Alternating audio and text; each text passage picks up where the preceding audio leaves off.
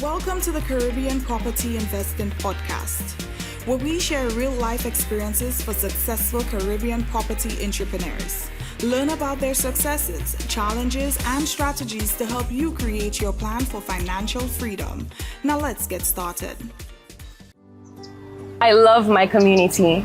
It teaches you the importance of being together even through difficult times. Business owners doing their best to make it through. Fishermen and farmers working hard to put food on our tables. Nurses caring for the sick shows me who we are made of.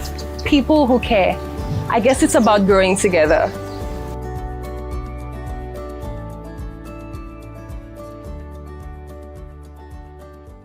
To ruminate, to create your ultimate living space. And at Courts, you'll find what you need. Choose from our wide range of furniture, electronics, and accessories to complete your space. We're here and ready to assist. Give us a call to place your order. Shop online at shopcourts.com or visit us in store. So ruminate at Courts, bringing value home. Welcome to episode 35 of the Caribbean Property Investing Podcast. It's been an amazing journey. We're glad to be back on the air, back to our regular programming. As we said, we've tried to make some changes, try to improve the quality of the sound, just try to make sure that our product is improving as the quality of our audience continues to improve. Thank you for all the support. Thank you for the liking, the sharing. Remember, go to the link and smash the like button, subscribe to the channel, and share the good news. Share the stories that we have. And every fortnight or so, we try to bring you stories of Caribbean people in the area of property development, property investing, property lifestyle, all in an effort to help improve your journey to financial freedom and improve the quality of our lives. So today, episode 35, we have an interview that I've waited for such a long time to happen. Ladies and gentlemen, listeners all over the Caribbean, all over the diaspora, and the wider world, please join me in welcoming to our podcast, Mr. Paul Campbell, all the way from Montego Bay, Jamaica. Welcome to the show, Thanks, Paul. Ansem. Welcome, boss. How are you doing, man? It's been That's a beautiful background. How you doing? Yeah, it's a beautiful day. It's been raining a bit here for the last several weeks. We have some respite today, so really happy for that. It's lovely. It's been tough in the Windward Islands the last couple of weeks, some major flash floods, but by the grace of God, there was some I think there's some loss of life. I think maybe 2 people. I think one in St. Lucia, one in Dominica. But Wow. climate change, people say it's not climate change. People say it's not only climate change. It's the fact that we have unplanned developments, again, property. We have people perhaps disposing of garbage, badly, and so on. But we pray that the rainy season, which comes to an end in about 3 weeks, we don't have any more of those flash floods and really, really severe weather, so we can all have a beautiful Christmas. No, I saw pictures earlier today in Kingston where we have a lot of flooding in us, so we're just a bit fortunate here in Montego Bay today. But that's how it is. Yeah, and it brings to I guess to mind the choice of our housing and where we choose to live. It's almost like whenever I'm buying property, and anyone buying property, always look to see if it's in a floodplain, if in the last 20, 30 years, if there have been any floods, or if there's a risk of a river source close by or water source close by overflowing. But having said this, why don't you tell our audience a little bit about yourself? Who is Paul Campbell? Well, Paul Campbell from Jamaica. Fortunate to be a friend of Ansem Materin. Right, I'm an accountant. Met Ansem a few years back in the Bahamas. Really had some great times. Really very instrumental period in my life. Married with 2 kids. Working hospitality for the last 20 plus years. And just really always trying to make the best of life, enjoy it to the fullest, and grow your children in the best way possible, and make some impact with those around you. I think, as we used to say on Chancellor Hall at Mona, it's fittingly appropriate and appropriately fitting that you talk about mention your partner in crime. I don't think your wife would be happy if we proceeded with the podcast without mentioning her name in the introduction. So tell us about your Yeah, wife, her name, and so on. yeah. My wife is Arlette. Wife is a word. Partner, best friend, sidekick, ride or die. More aptly describes my fallback sounding board for any and everything, and not beside me today, but she's always with me. So yeah. Yeah, she's there. I'll let there listen somewhere and she watch. So we have to make sure we get it right. So Exactly, Paul, exactly. tell us about your journey in hospitality. You've been in the industry for more than 20 years, you said, and you've been working out of Jamaica for a lot of that time, right? Yes, I mean, fortunate to work with the best hospitality company in the Caribbean for almost 20 years, Sandals. Um, Worked with them in St. Lucia, the Bahamas, Turks and Caicos, Antigua, and in Jamaica, Montego Bay, Ocho Rios, on the south coast, Negril. So really done a lot uh, within that company. Left almost 5 years ago to still in hospitality, slightly different product. I don't know. I mean, I joined hospitality just out of the false vision that it was always fun, uh, always a beach life. I was an auditor before that and went to a hotel, and that's what I saw. People on the beach just relaxing, guys surfboarding, and I'm like, hey, that's the environment I want to work in. But obviously, hospitality as a guest is quite different from you as a staff. But it was a journey for quite a long time that didn't feel like work. It just felt like you're in a place contributing and having fun, right? And anytime you're able to get that in your professional life, it's always a win-win. And I was really fortunate to be introduced to that and have that play a big part in my professional life. An auditor and then I guess an accountant for such a major chain, perhaps I think one of the world's number one all-inclusive for quite a long time right Yeah. now, and And very just prominent listed across as the one of the Caribbean. best brands, one of the most trusted brands, I think, in the US. So Yeah. yeah. I did have a stint with Sandals, by the way, in between. I think my second and third year, first and second year of university. I spent 6 weeks working in Sandals, Latox and Lucia, and I was a playmaker, Paul. Yeah, I don't I think can you get imagine. much respect. You don't get much respect. We have to put on costumes and dance like clowns, dress like clowns, and do Yeah, fire eating, yeah, do learn dances, and all the yeah, harass guests, to participate in beach Olympics. And I yeah, guess yeah. I guess I can't say that the really dancing helped them still get a good stuck with time. you. Yeah, the What was dancing that? stuck with you, right? The dancing Yeah, stuck well, with you. I never could get that moving fame, the moving fame, and I never could quite get it because I have two left feet. But I see the value of the role of the playmaker. What it does for you is actually exposes you to a wider range of guests from all over the world, and I could not Yeah, figure out what was so compelling about the sandals, the leather sandals that the brand Sandals gave. It's leather sandals around your yeah. neck, and the guests would do anything to get because you can't buy them. You can't buy them, and they Right, would wear it right, with right, pride right. when you're leaving. So Yes. you take part in the events and you get points. But Yeah. tell us what it's like. A summary. What's it like in the back office? So while the guests are having all this fun on the beach, by the pool, unlimited drinks, you at the back in a dark room somewhere, crunching numbers with your food covered, cold, waiting there from 12 o'clock, and it's like 4 o'clock, and you haven't had a bite of your chicken. What was that like? No, Life that's like? it's not like that. I mean, that's probably the stereotypical description of an accountant, right? In a dark room crunching numbers, right? But I mean, all businesses get runs by numbers, yeah. I mean, you have to understand what makes sense for the business and always be balancing that with the best experience for the guests, right?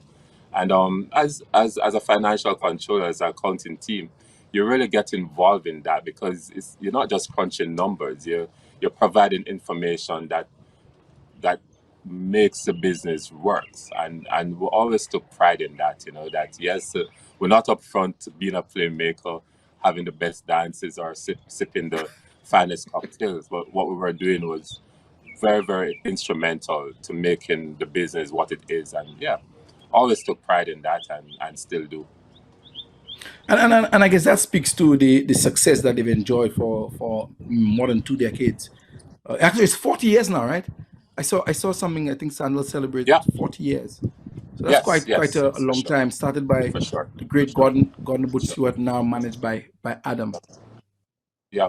I mean, I left Sandals and figured out I'd gone to university. And you didn't really know how much you know until you've left and have to apply it in other areas, right? And it's a company that's driven by excellence at every step. And as an employee, you have no choice but to take that philosophy. So I've been fortunate and grateful. And how has the industry changed over the last couple of decades from your experience? Well, that's interesting. I mean, I think the guest wants more. I think the guest expects that when you go on vacation, then you're leaving everything behind and you really want nothing that's going to remind you of work or stress. Pretty much when you put yourself in someone's hands to take care of your vacation, you want to ensure the best possible stress free experience. I think it has become more technologically driven. I think any misstep you make is instantly available to for everyone to see. But the Hmm. reverse of that is that everything that's good is also easily available for everyone to see. So the technology really has changed the accessibility to what's happening in your business. And it has also created a widened pool of ideas, right? If people can see what's happening in St. Lucia, what's happening in Spain, and if there's the possibility of transferability, then it happens, you know. And yeah, I think if you really look at it, people still go where there's sun, sand, and sea, or wherever there's an adventure. It might be hiking, it might be diving, right? But just the ease of getting there, the access to information, the ability to compare, right? The instantaneous um option of booking, seeing what's available here, seeing what's available there. It's very instrumental, and you can do all of that while you're on your phone on the beach, right? You can plan what's happening next year, and all that information is just easily available to you. And yeah, I think while I listen to you, I'm also thinking about the different offerings that you have in the industry. It's certainly change, and it's a lot more complex now, and you have a lot more niche offerings as people look for all different types of experiences, as you said. But what I'm thinking, is yeah. it more challenging for an accountant in an all-inclusive versus a la carte? Because all-inclusive, I remember when I worked there, people always looked out for, actually, when I say people, I mean staff. We always looked out for the guys or the ladies who spend the whole day by the beach bar, and they'd be drunk from like by 9 o'clock. And when you speak to them, what they say is that I paid for They this, pay their funds. so I'm going to drink as much as I can. I mean, Yeah. is managing costs a lot more difficult in all inclusive versus a la carte?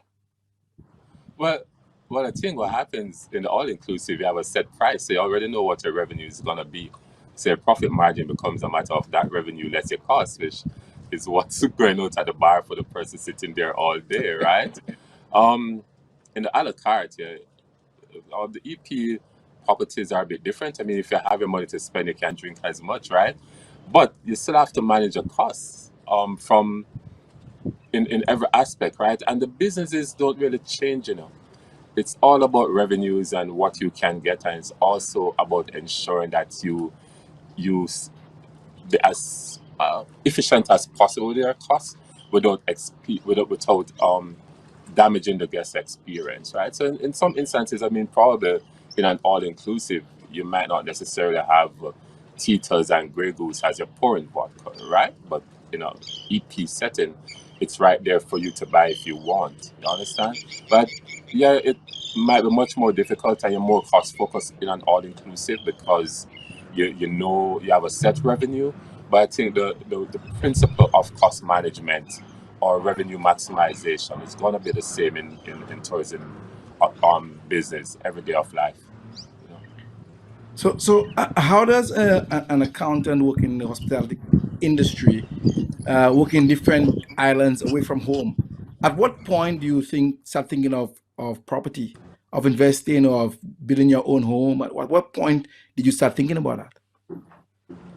Well, before I started working in hospitality, I had mad idea of working as an investment banker, right? Just because of the risk factor involved there, and I always figured that that would be something good. Probably within my personality, there's just always an element of risk taking, which is sometimes good and sometimes bad. Real estate just always seems to be a good investment. You hear that property never depreciates; it always appreciates, and the values go up over time. Yeah, I think that's basically true. Not necessarily to the levels that people always think and dream about, but like I remember buying my first piece of property over 20 years ago, and it was just because it was available, seems like a good deal, and it was an investment. And I've always felt since then that if you can, you should, and and it helps in different ways. It helps your net worth, and if you're lucky enough to have it as investment, then it also helps with your income stream.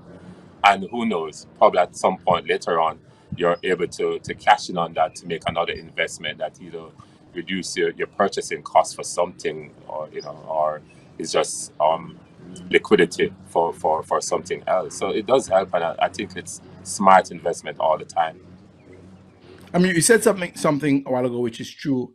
You said most times it appreciates in value, but I think it's important for us to let our listeners know it doesn't always. Most times, yes, because you can have the odd event of new infrastructure, new buildings, a new roadway, a new highway, or you have some same thing we spoke about climate change. A river breaks its banks and suddenly floods an area which never happened before, and that would certainly Exactly, lead to exactly. a Or the property development goes south.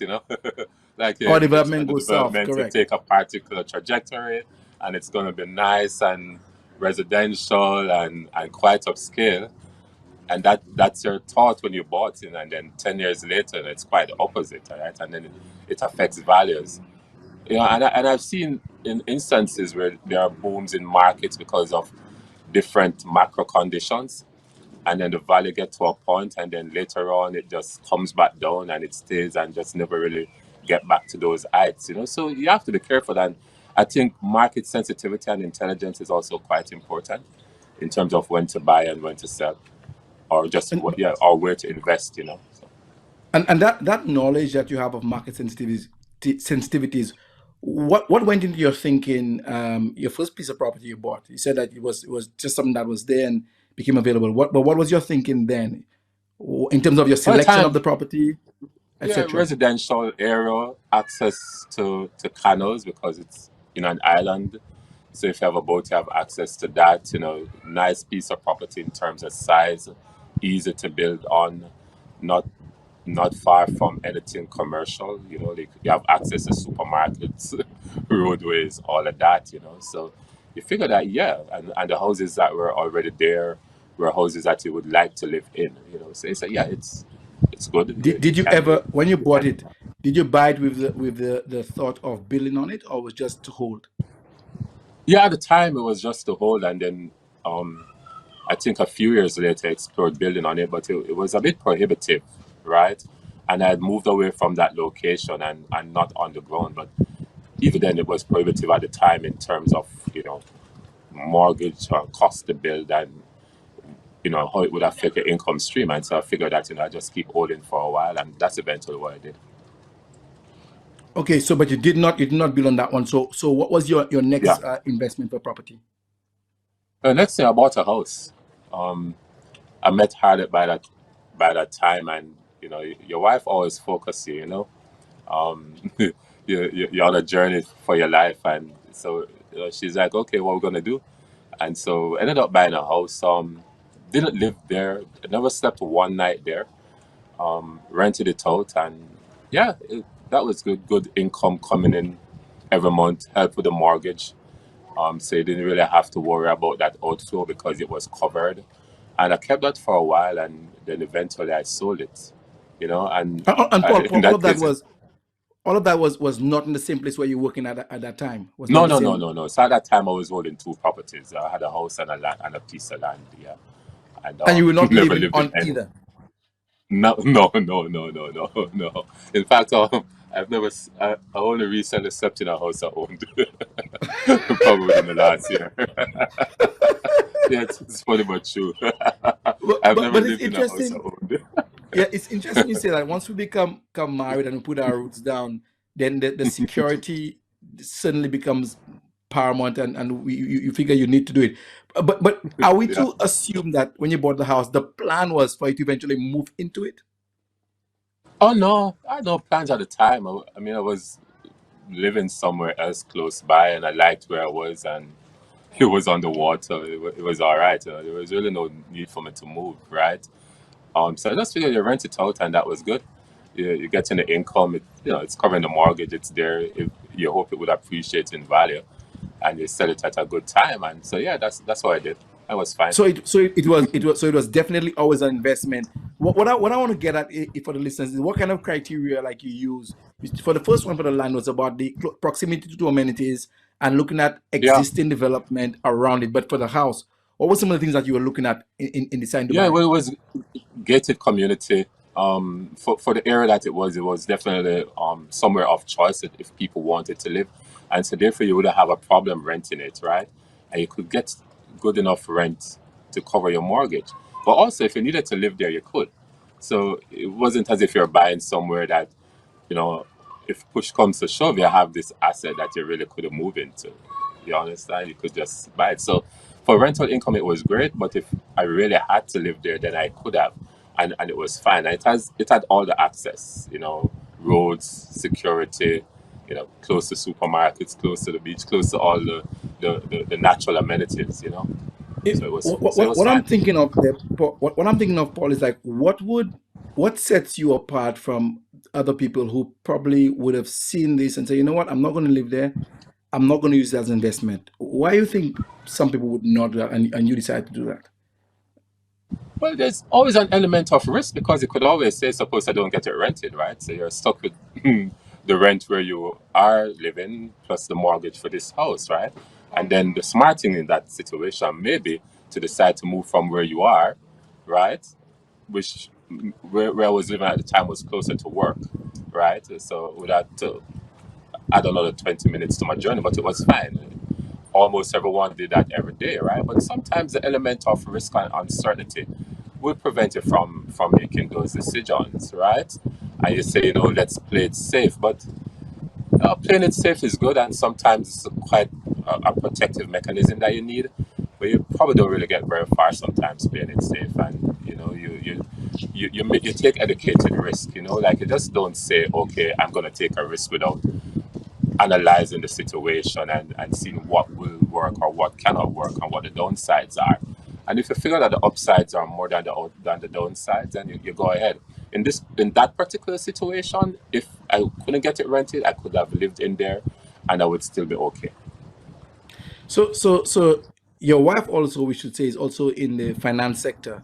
So now you have the piece of land and the house that you bought to rent out and not living in well, not living in it.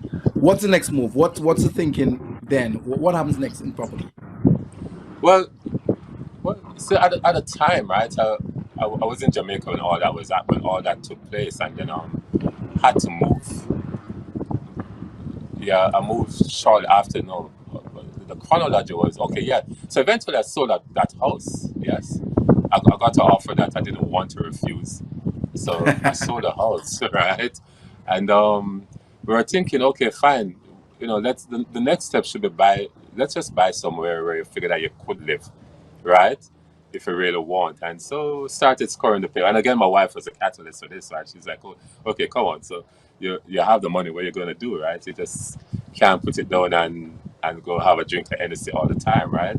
So we started looking in the paper to say, okay, and we viewed a couple places, and we found one that had a fantastic view, good sized land, really undeveloped. Like you couldn't really walk on the property. It was just so dense with undergrowth and trees on it, right? But I remember my wife sitting on it, and she's just hugging her knees to her chest, and she's like, "I just love this. I just love this." And she was happy. I love the view. it had potential, and so just decided to do that, and that's what we did. So Paul, for our listeners, this is a sign. Once your wife or your partner sits on the land, hugs their knees, and says, "Okay, this is I don't want to live here anymore." That's how you decide to buy a piece of property. Done deal. And the men, we have no say when that happens. That's the deal. No, but That's the criteria. so that was all the emotional and the sentimental values, right? And she felt at home there, but good piece of land. I mean, by the time you clear it out, you could see the potential.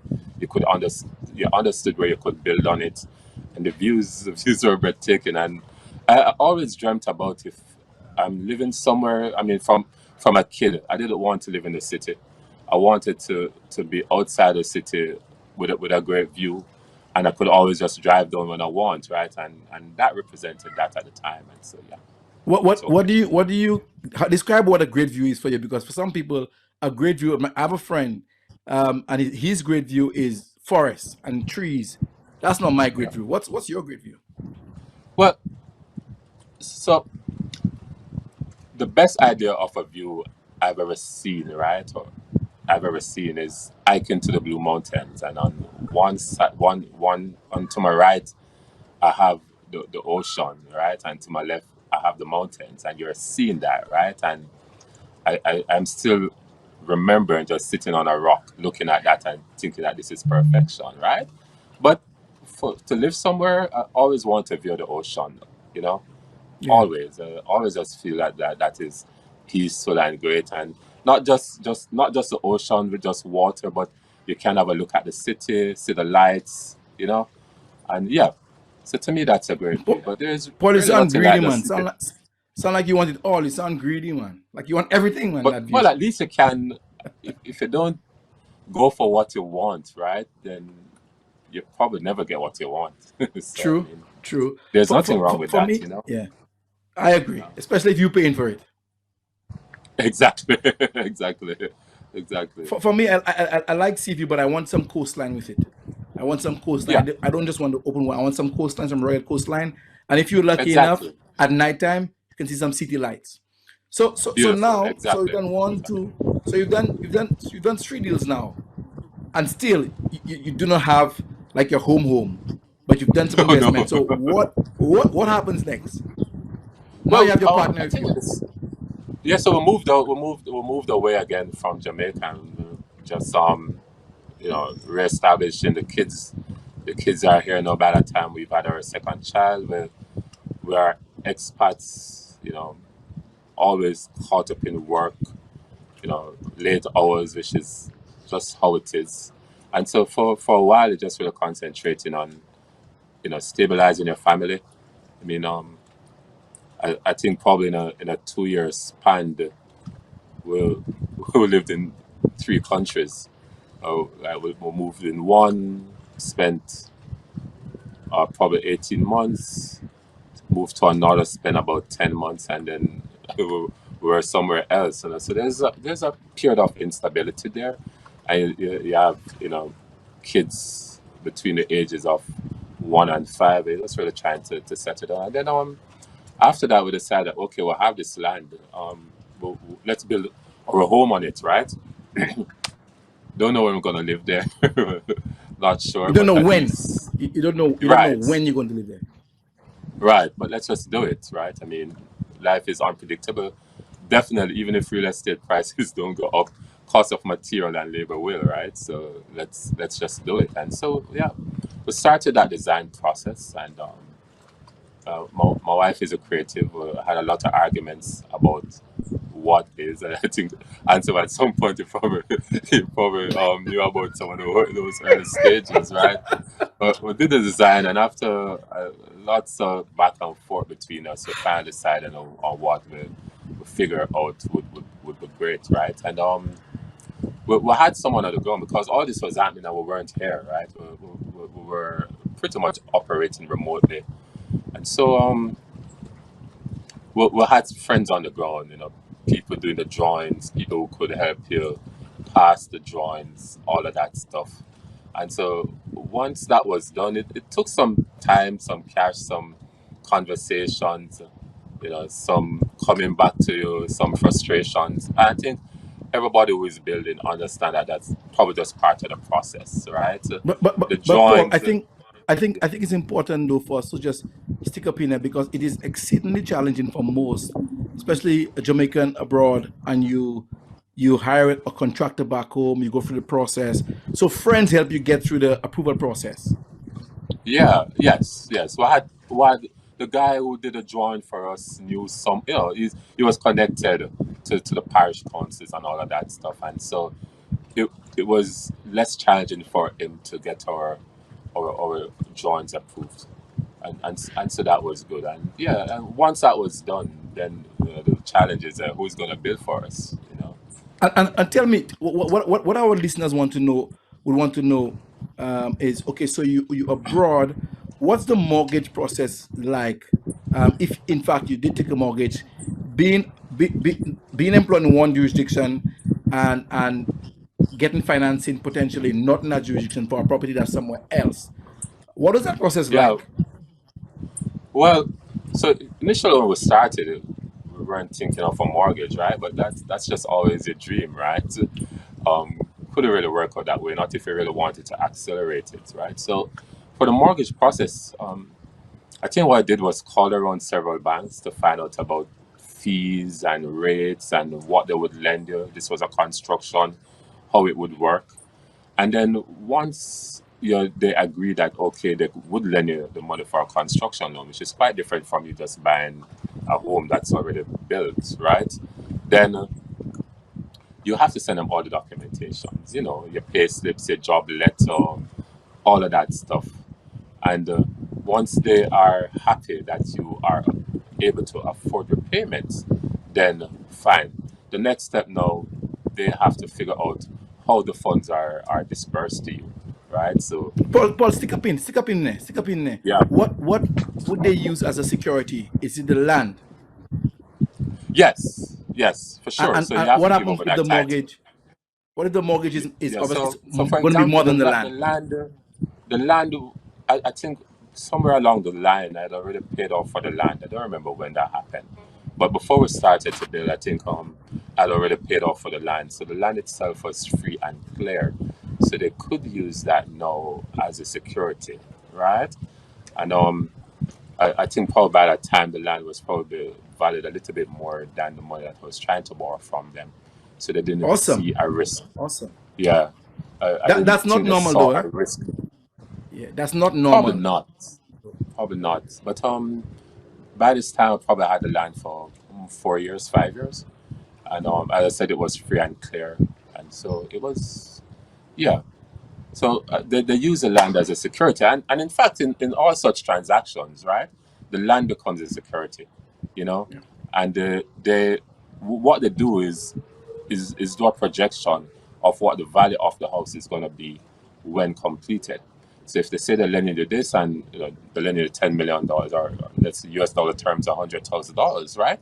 But the land, the whole construct is going to be valued at 150 afterwards, based on conservative estimates. And they're quite happy that there's really no risk in getting back their money, right? Because there's a land Yeah. and then there's a building, and they're fine. So once they've done that sort of due diligence, the valuation process takes care of that. The surveying process ensures that what they're lending the funds for is going to be theirs, and there'll be no breach. Once they've done that, then now you have to provide all the documentation that they need and get to the point where at each stage of the construction, you're actually proving that the work is done. Sometimes they'll come on site, right? Other times you have to send pictures or you have to send, receipts to show that the work was done. And yeah, so that's In what happened. I've never had an experience where the land is more than the amount of money that I would like to borrow. In a lot of Yeah. cases, what they require is probably an additional 10%, or the banks also ask for what they call, I think, a sinking fund, they call it, where it's maybe Right, 6 months to 12 months of mortgage payments upfront in a lump sum, and that makes it very prohibitive. right. In this specific case, I think we had started to build, and we were at a particular point, and then I figured that I'm going to need more funds, I'm gonna need more funds. And so I'd approach them. And I tried to remember if I provided pictures or if the loan officer visited the site to have an idea of where we were in the process in terms of completion. And yeah, but really didn't ask me to put anything else in. That's what I remember for sure. Yeah, I mean, there are other circumstances I'm aware of, right? Where again, they're lending you. There's a value of the land, but in those circumstances, the value of the land is less than the construction loan that you're going to get from them, right? And so the scenario described earlier, where they're actually doing a valuation projection of what the building is going to be valued when completed, then that becomes far more important to them than the actual asset of the land, which will not be able to suffice when sold for the funds that they're going to be lending to you.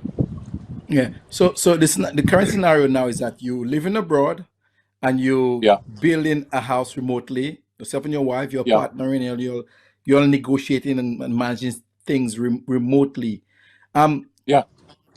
and this is your home, which you'll have no idea when you're going to be going back to it. Right, right, right, But right. but but is the thinking there that once you finish it, just like the other house, because it's not new to you, you just rent it until you go back. Was that the thinking? Yeah, but this was far more difficult, right? Because construction takes a while when you're trying to have sort of a bridge financing, right? And you're working and you're trying to build out of your pocket, right? And so in the back of our head, there wasn't really a timeline for it to be done. You just knew you wanted it to be done, and it took longer than you wanted it to because you wanted to limit the amount of money you borrow on it. And so you borrow to get it to a particular point. However, you try to finish out of your pocket, right? And it was project management that you learn along the way in this case, right? Because you're overseas, and I've heard a lot of stories about people doing that building remotely, and they have friends or relatives involved in it, and they still end up on the losing end. I think we're quite fortunate not to have suffered that fate in this regard. And why you think so? Is it because you're just lucky to have good family, or you didn't use family at all? You actually use research or reference people? No, we used our wives, well, one of my wife's relatives to do that, right? However, listen, trust is one thing, but what we did, right, is that for every step of the way, if X amount of material is needed, then we try to one, understand why it is needed for, understand the quantities, understand the pricing. And for the quantities, for that one, for any particular thing, a person will call 3 or 4 different people in the business. Wow. Hey, I'm about to do this. What do you think, right?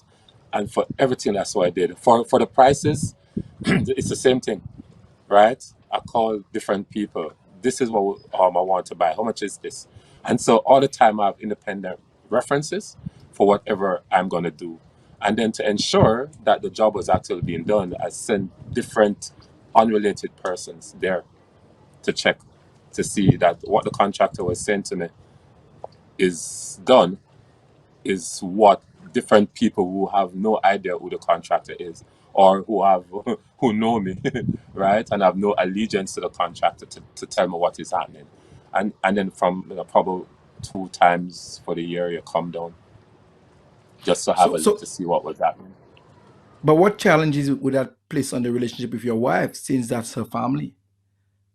Did you have Oh challenges there? no, no, no, no, no, no. My wife is married to me, not her family. So I wasn't worried about that. Was I know where we stand with that in terms of loyalty, and it's our life, that we're building. Yeah. So I, there's no point in a relationship where I'd ever thought that I have to wonder where my wife's loyalty is at, and she doesn't have to wonder about that with me. So that Wow. was Wow. okay. That's where is the relationship with the contractor slash family member, like throughout the And we've process? had we've had some turbulent times, but we're still friends, and now um whatever I need, I call him in terms of maintenance because I'm still not living there, right? So in terms of maintenance or anything, and if I call him and I don't get him, he's calling me back. Hey, what's up? I was very busy. But there's relationships are always going to be fraught with hills and valleys, or unpleasant moments, and sometimes you only get stronger if you speak a truth all the time. Obviously, in a way that's not offensive or disrespectful, because I think people always want to be respected, but people, I think, prefer the truth rather than hypocrisy. And yeah, so that was a relationship. I'm like, hey, Virgin, what is? I don't get that, foolishness. What? Right? And Brethren, then what is?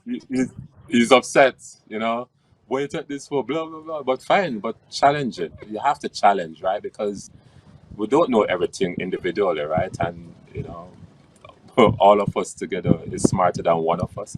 And even if I don't know anything about construction in terms of actually mixing mortar or laying a brick, right?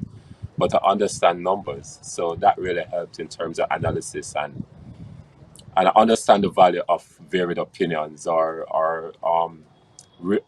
just different viewpoints, and so that really helped. I What, can what, tell what, you what, that there's a time when we had to do a decking, and at the time I was being asked to spend about four $4,000 to rent struts. And I'm like, for what? Why? Why am I doing this? It made no sense to me. You understand? that's And then I called, scaffolding. You say struts, that's yeah, scaffolding? like the stuff you put up to hold up the decking, underneath the decking itself, right? not Okay, the okay. not the scaffolding. So Oh, it's a props.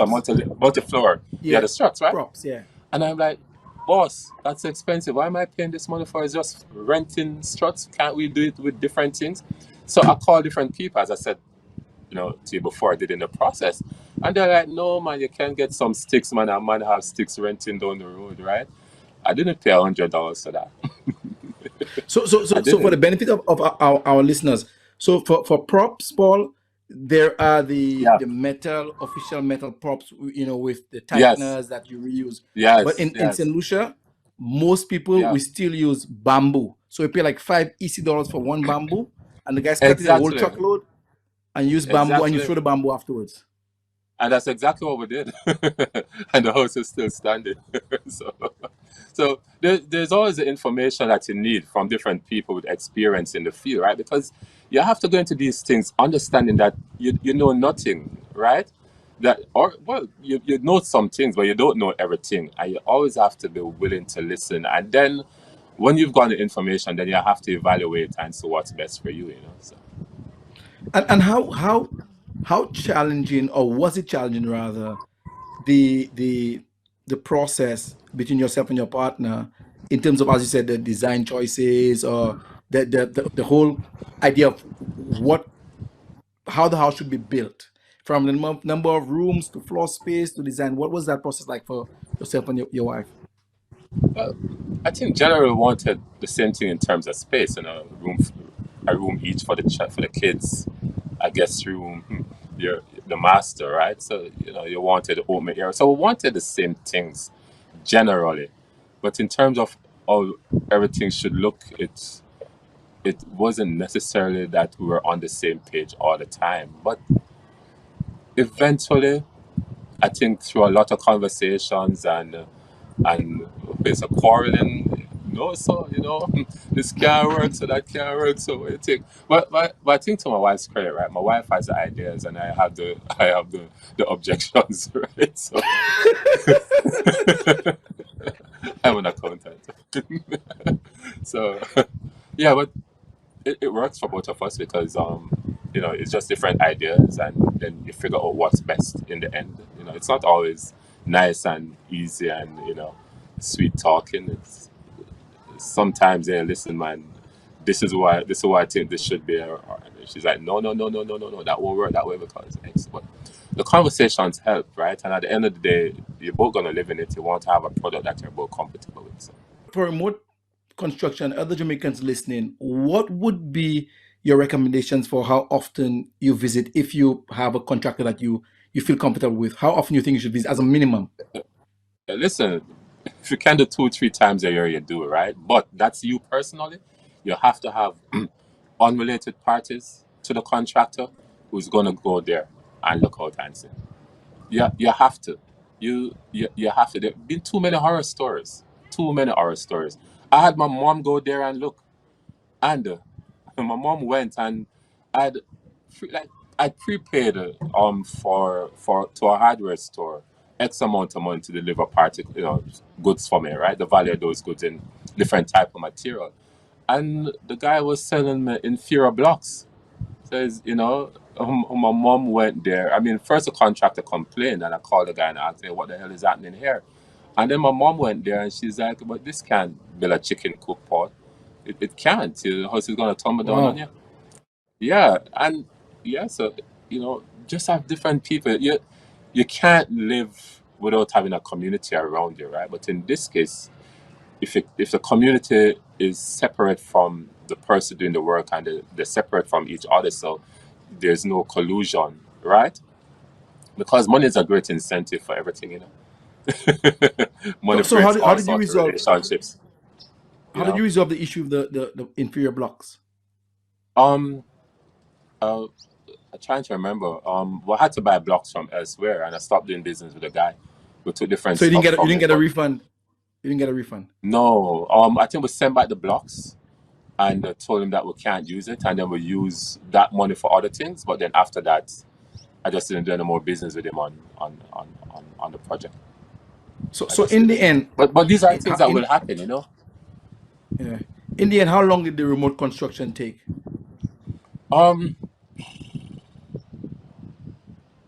Probably about 2.5 years. Because I said we really had no timeline to finish, right? And you're building out of it every month. And it was really frustrating. Like every month you get a pay, like, okay, half of your pay going here, right? And you have to try and live on the other half for all the necessary things, food, school fees, you know, And rent, at what all the point? others, At what point you did the know. bridging loan come from the bank? Somewhere in between. And then even after I got it, right? And that was used up, I still had a whole lot of stuff to do. In fact, probably overall, the cost of the house versus what we borrowed from the bank, we borrowed less than, I think we borrowed less than a third of the overall cost from the bank, you So it know. was over, So like 3 times what you borrowed, roughly. yeah, yeah, yeah, yeah. And at one point, I just decided, that by the time I got back to Jamaica, I'm like, you know what? Just gonna give this a break now, because that's all I've been doing for the last couple of years, right? I can't do anything else, right? But But but yeah, but but at that time, in the Paul, end, it was the working. roof, at least the roof was on already, at least. Yeah, man, everything was on. I mean, you ended up with more rooms than you planned to because the land was sloped, and so you're building. You can either dump up to for the base floor, or in this case, the contractor called me and said it would be a big waste of space, right, for you to dump up all of this when you could actually just clear it out and build another room, right? So I think we probably ended up with one or two more rooms than what intended, right, as a result of that. But yeah, you could move in there, you could move in there. Didn't have windows yet or anything like that, but I trying to remember if I think we had windows upstairs and the doors were on. Yeah. So yeah, You made you could a actually very live in very there. you made a very very important point, and it's a critical point and a common point of failure, Paul. When you excavate or when you start the construction process, and you suddenly realize that you have more space, a lot of people fall into the trap of just saying, okay, let's build it out, and then now when they get to the last third, that stage of the process of the project, you don't have the money because you Yeah. spent it there, Yeah. and there's a common phrase, something like, it's going to be better in the long run. It's good for the long Yeah. run. It makes more sense in the long run. But I can tell you that sometimes you have to resist that. Sometimes you have to just keep columns there and finish the main Yeah. project because you might not be able I to finish the agree with you. project. You have to manage that cash flow, right? I mean, you'll drive around. I'm sure. Well, I'm not sure, but yeah, I'm sure I saw that in St. Lucia too. You have a lot of unfinished projects. Yeah, people started and they ran out of funds for it for different reasons. And it's the same here in Jamaica. and it probably just got bigger than you thought, than you had originally intended, and then you don't have any more resources to finish it, right?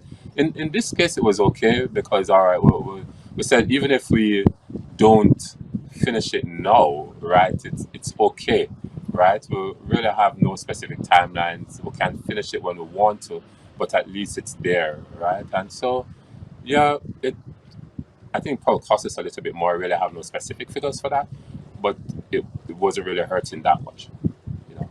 And Well, it well, has well turned out bring, in this instance to be good. yeah, bringing everything back. So now you have this house, your home that you're supposed to go and live in at some point in time, and the other piece of Yeah, land you haven't sold yet. What yeah. happens now? So the house is complete. What are your thoughts? What's the strategy now? What's the next move? Well, for a long time, I was just there thinking that yeah, this house is one place in Jamaica. I'm in another place. Right now, the kids are in school, high school, heading to high school, sort of thing. Um, our life is in this specific location. We should probably sell the house and buy something here. You know, just do that. You probably won't need to borrow from the bank or not much from the bank. You reduce your mortgage. You understand? You have one asset or the two, right? Because you still have the land. You just sell this house. You live where you are, right? And work is here, and you accept that because somewhere along the line, I left Sandals and sort of dedicate myself that until later point in life, I would have tried to move anywhere else. You understand? So the back of the head, you're trying to create stability that you really didn't have before in terms of physical, in terms of geographical stability, right?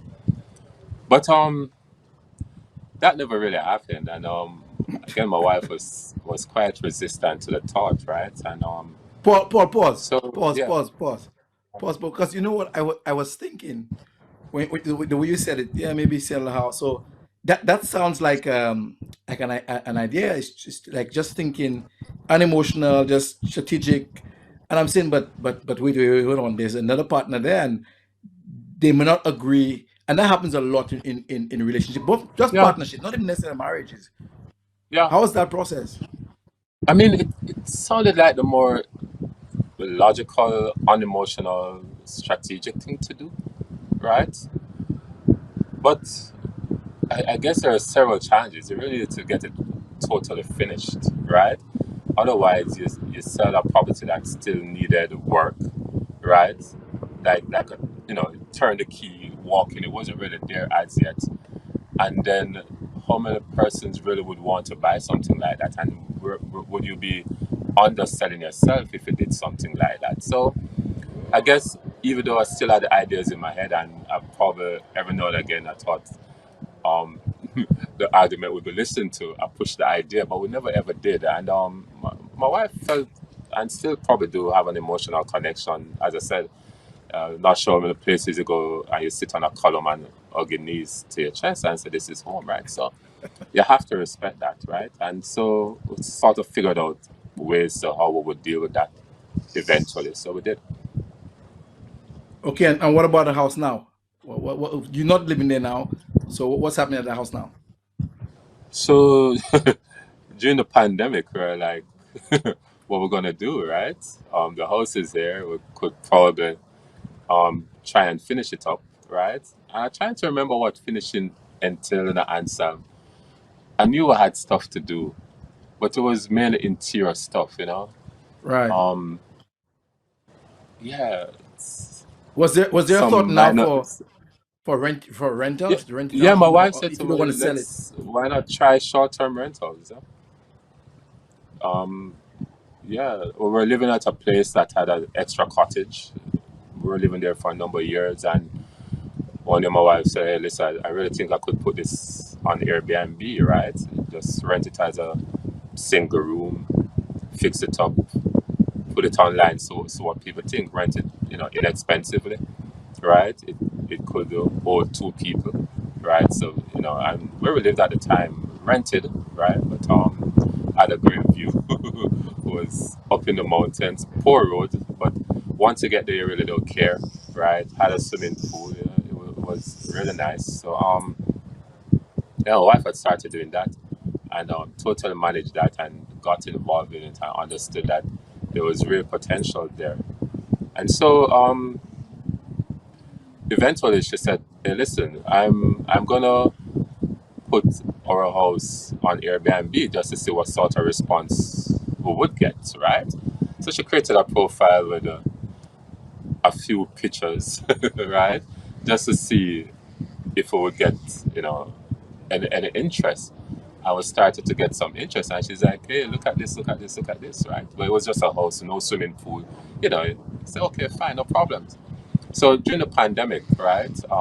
I think we were messing around. She was still messing around and putting it on Airbnb, and then somebody booked and confirmed, and she's like, "What the hell? How did that slip through?" So we're like, what the hell? She said, "Yeah, this guy. This was like May, right? April, and somebody booked for December." I'm like, "What?" So now we have a booking and we don't have a property. We don't have a product, right? We have to get the product ready. Pause right there. Yeah. It's important for audience listeners on the platforms. You can remove insta booking or instant booking. The platforms don't like it because it reduces their revenue. So they give you all the reasons why you should not remove instant booking, why you should have it. Especially the main one. The main threat is that you won't show up in the searches. Means that people won't see you. But no. So for all of Oh, my Airbnb, I get an email, a message, and I have to confirm. So right. and you guys were lucky because that's 4 months or 5 months. It could have been like next week or the next 2 days. Well, I'll tell you a story later on, of same night bookings. So I know, yeah. I'll tell you that So story okay, later so on. now But you have a yeah, booking and unfinished yeah, house. and we're like, hell, but the house needs stuff, you know? Oh, by the way, just backtrack a bit. So some we spoke about the having more rooms than we had intended, right? Part of that was like a 700 square foot flats at the base of the property that we rented out eventually to someone, right? Um, Unfurnished, they furnished it and all of that stuff. So it had a bathroom, bedroom, kitchen area, living area, all of the closet, all of that stuff, right? So that was happening for probably about 2 years or so in the process. So the house was livable enough. It's just that if you're going to do it for rentals, you needed furniture, you needed kitchen appliance, you need everything that when a guest walks in, the thing that they're in a hotel, right? And so sometime between May and December, that's what we concentrated all our resources on. And yeah, we got it ready for December. So this We this got is it ready where for Paul December. this is where Paul I'll go to courts. I'll go to courts and get the whole house furnished. You don't Right, necessarily take the right. long term, 36 months, take a shorter Yeah, term, and you yeah. use the Airbnb bookings to pay off lump sums and chunks of it. Right, So you right, have that right, right, right. option. Right, Never, there's a right. lot And of that's always interest, an but you don't option. do I it mean, too. there are different ways to do it, right? And that's one option, right? For us, we use a cash where we can. You understand? And we just went and got what we wanted different times over time, Obviously, in pandemic, yeah, I guess you probably use the entertainment money. I don't know. Yeah, but You you're not see, going Paul, anywhere. Paul Yeah. only accountants have budgets, so I don't have any budget for entertainment, and I need Oh, and you no, need to do budget. People, please do a budget. yeah, and you started out not really knowing what it would cost, but then you started to do your homework, right? And I always figure that once you get committed to a project, you mentally commit first and emotionally, right? Then after that, you have to be smart about it, right? And so you figure out what you need, and then you start picking up the phone, researching the internet. Because for simple things like mattresses, right? The prices you get, right, for one mattress, you probably end up buying 4 mattresses for the same price, and the beds are still there, and nobody's complaining. You understand what I'm saying? And you always have to figure out the the difference between expensive is great and between you find a product that really works for you and it doesn't break the bank. You understand what I mean? Still, and you get quality out of it and you get longevity. And I think we did a whole lot of that during the process, right? And obviously Amazon is good, right? If you can buy stuff in, bring it in because if it works out cheaper for you, we ended up creating a whole supply chain with friends again, people you met who probably does brokerage or shipping or stuff like that. And so yeah, we were ready for December. Well, we were ready, like not perfect, but we were ready for December. And then the guy cancelled. Oh my goodness.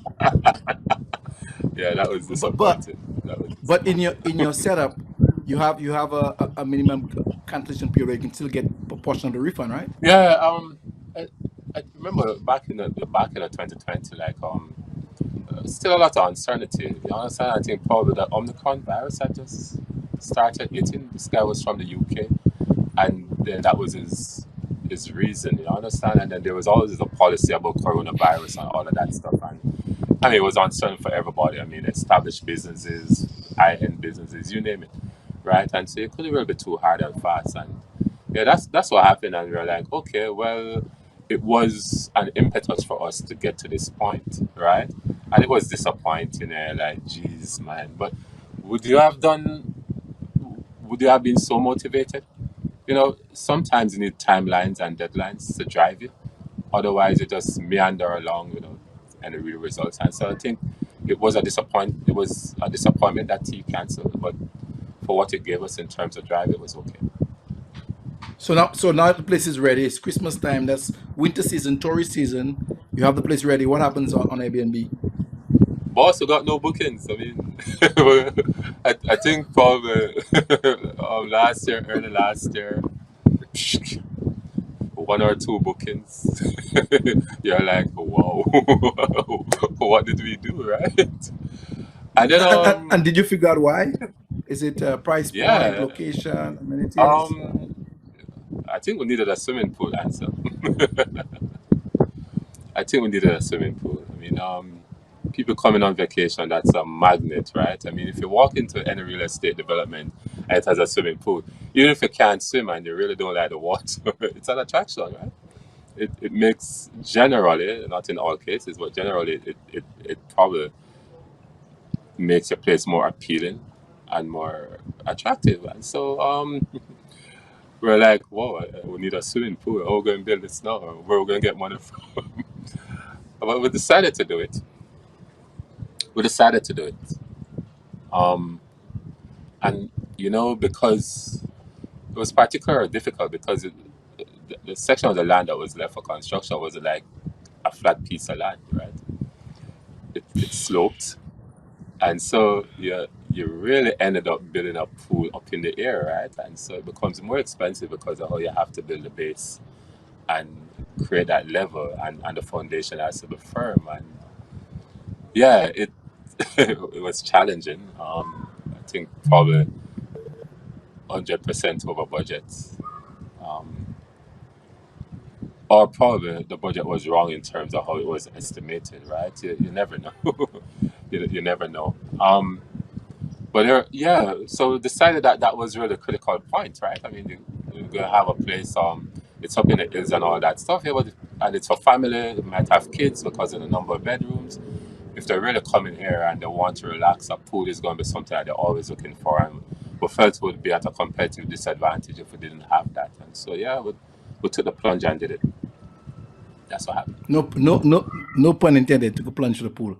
So Paul. Yeah, So in terms of comparables, at that point, did you look at price points of people around? Did you try maybe think of reducing your price per night? So for example, I typically have a minimum 5 nights package, yeah. and a different setup, a different development we're going to have. Probably going to put 2 nights because it's a single room.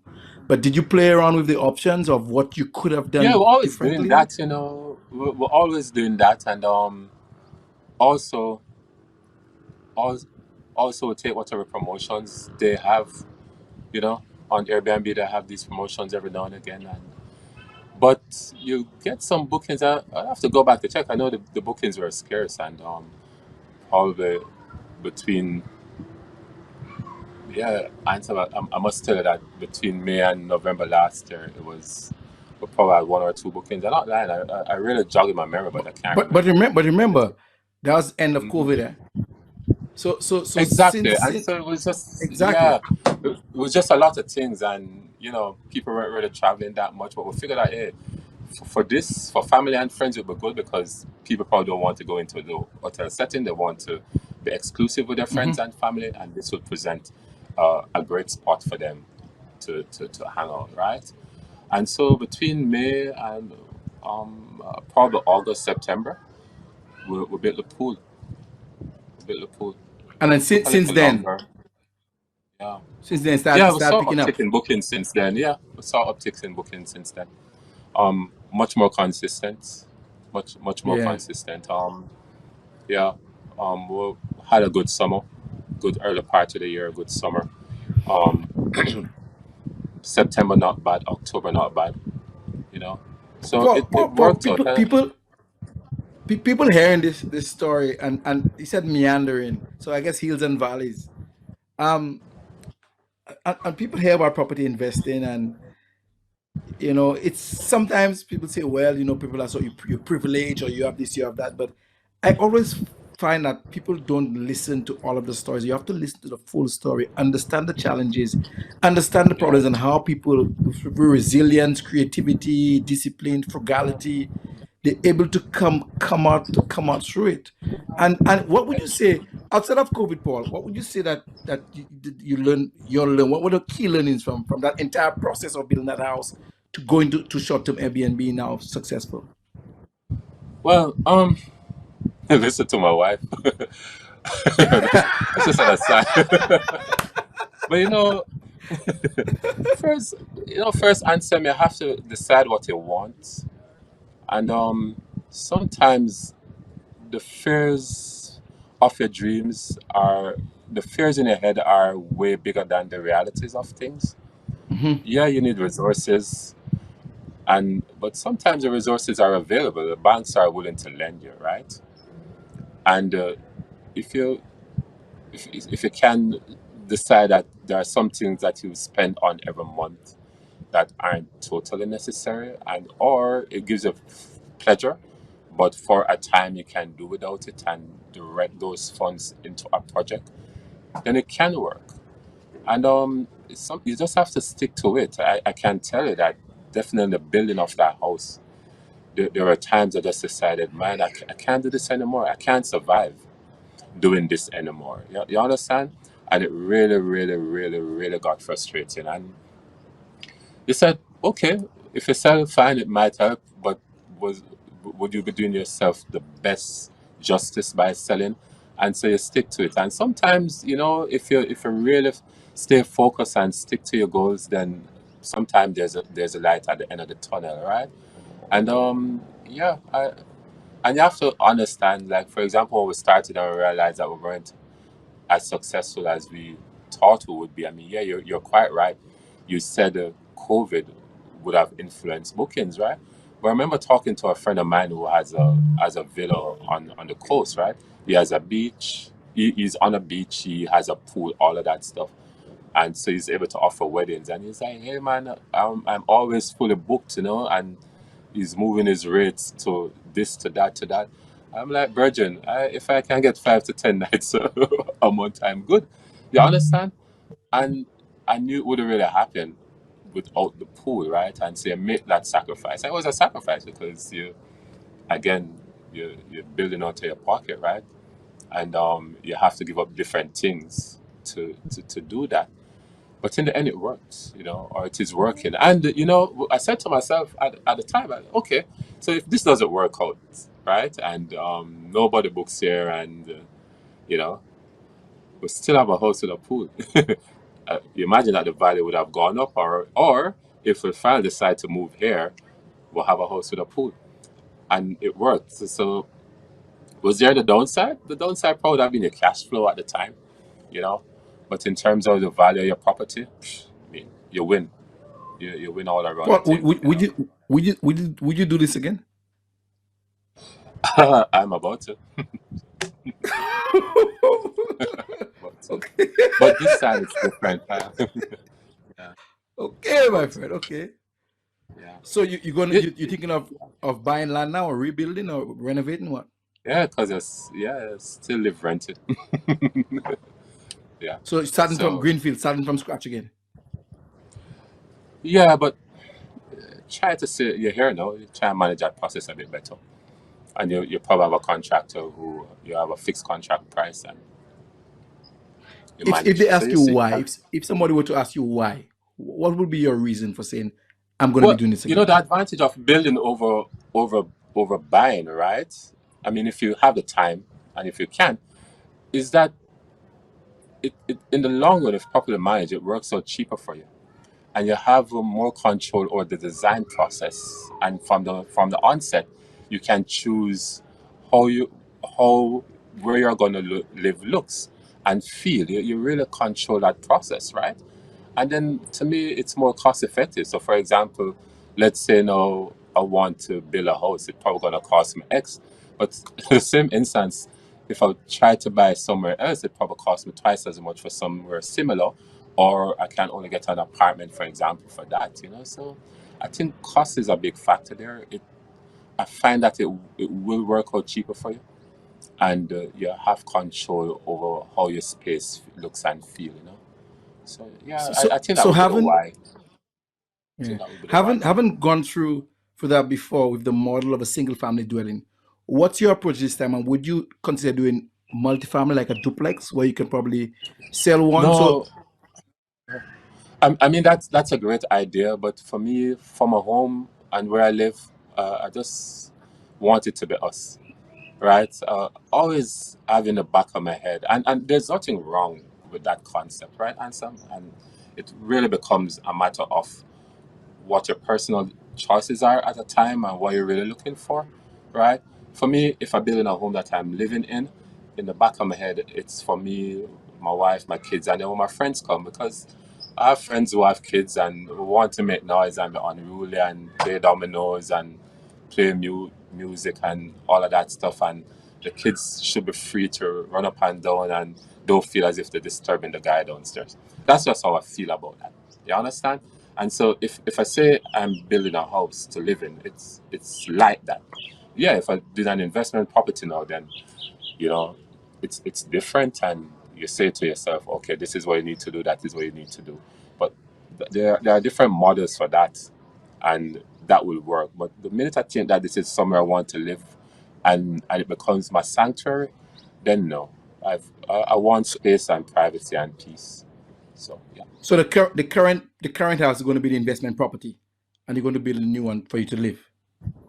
Yeah, and remember the current the current house wasn't built for investment, so it's still very family oriented. So So, yeah, so Paul, what would you say to Caribbean nationals in the diaspora or Caribbean nationals living away from home, listening to this podcast, watching the podcast, and thinking of doing, building home remotely? What advice do you have for them? yes, I'm saying that remote doesn't means that you are not involved in the project at all. You are physically removed, but you can do several things. If you're able to set up cameras on site, then you do that, right? You check prices, understand measurements, understand quantities, right? To build. If you're building a room, right, and you're going to tile the room, understand the square footage of the floor, right? Understand the size tiles that you're going to put there. Understand the quantity of tin set and grout. You have to understand these things. Understand what it takes to paint your house, right? How I think a 5 gallon bucket of paint gives you like 1,800 square foot or something like that. You learn these things. And so when someone comes to you and say, "Hey, listen, I want this to do that," right? You should be able to say no. Why? Because this, that, right? Understand it.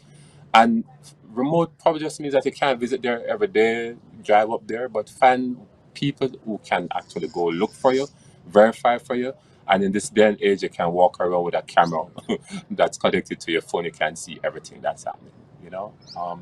So it's daunting. Don't trust too much. In fact, trust should be probably the last thing on your list in terms of um, mindset. You understand? You need some amount of trust, but you don't want to have too much of that, right? Because as I said, at any time, if you're sending your money to somebody to do something, that money can end up on the other side of the island, right? Totally removed from what you wanted to do. And there have been too many stories of that, right? and come and visit. Ensure, right, that what you're paying for is what is physically there. I mean, it's fraught with sinkholes. It really is littered, and you have to be careful. It's quite doable, but be strategic and very smart about it. I honestly think so, right? And it's not just remote building. The house could be built beside you, right? You physically live in the building next door, right? And you have no idea about what goes into construction, right? And the guy really only need one truckload of sand and tell you that it's 3 truckload of sand, right? And you come and you see the sand throw down, but you have no idea what 3 truckload of sand should look like. The guy come and put 1 truckload there and 2 went somewhere. Get involved in the project. Understand, right? You know nothing about construction? No, it's okay. Someone else does. Ask the questions. You understand? You can't be remotely Well, distanced in terms of knowledge involvement in the project. You can't. You know, you wow, can't. Paul, thanks for that. I learned something that's so powerful. Even being involved, even after having been involved in so many projects, Yeah, being physically remote doesn't mean you have to be um, remote and uninvolved as deeply as yeah, possible in the project. yeah, Even from your ability, even with your ability to actually see what's happening on the side. yeah, yeah, Okay. yeah. It's quite important. It's quite important. Yeah. I find that understanding measurements in construction and square footage is so important, because it really guides then what you're gonna need to do, how long the job is gonna take, how many men it's gonna need. Let's just say in some instances that you're buying material but paying labor, right? And the contractor has his price, but then you're probably paying for the guys that's working every day, right? You have to know, why is this job gonna take 5 days when it should take 2? Why it needs 6 guys when 3 can do it, right? Because people always gonna try, right, to pull one over you. And probably they're not really trying that. Probably they're just trying to be safe. And then when they realize that they overestimate, they don't come back and tell you. So you have to be careful. You have to be careful. All right, Paul. Thanks for that. I feel like I just got a real sobering lesson in construction, even though I've done it so many times. Okay, Yeah, so you've been listening to another episode of Caribbean Property Investing Podcast, episode 35. So much food for thought: remote building, relationships with your wife, contractors, relationship with people, being focused, being disciplined, and understanding your business. As Robert Kiyosaki says, mind your business, be in your business. So until next time, remember to smash the subscribe button, smash the like button, tell your friends about it. Check us out on Instagram at CaribbeanPropertyInvesting.com. Also, www.CaribbeanPropertyInvesting.com, or email us at CaribbeanPropertyInvesting.com@gmail.com. Remember, everyone needs somewhere to live, and you might as well own yours. I love my community. It teaches you the importance of being together even for difficult times. Business owners doing their best to make it through. Fishermen and farmers working hard to put food on our tables. Nurses caring for the sick shows me who we are made of. People who care. I guess it's about growing together.